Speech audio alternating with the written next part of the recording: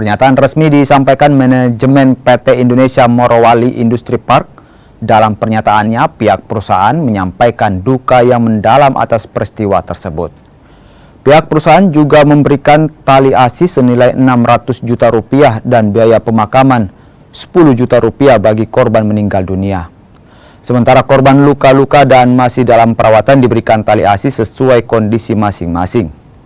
Pemberian beasiswa juga diberikan bagi maksimal 2 anak karyawan hingga perguruan tinggi.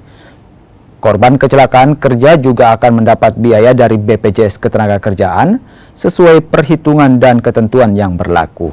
Kami PT IMIP memastikan akan memberikan hak kepada seluruh korban jiwa atau fatality dan korban luka non-fatality yang saat ini tengah mendapatkan perawatan intensif di rumah sakit dan klinik IMIP.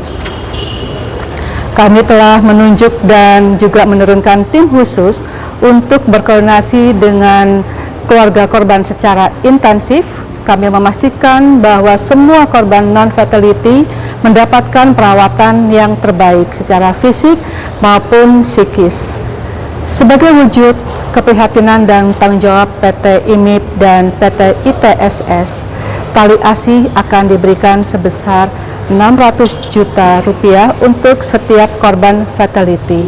Sedangkan bagi korban non-fatality, tali asi akan diberikan sesuai dengan kasusnya masing-masing.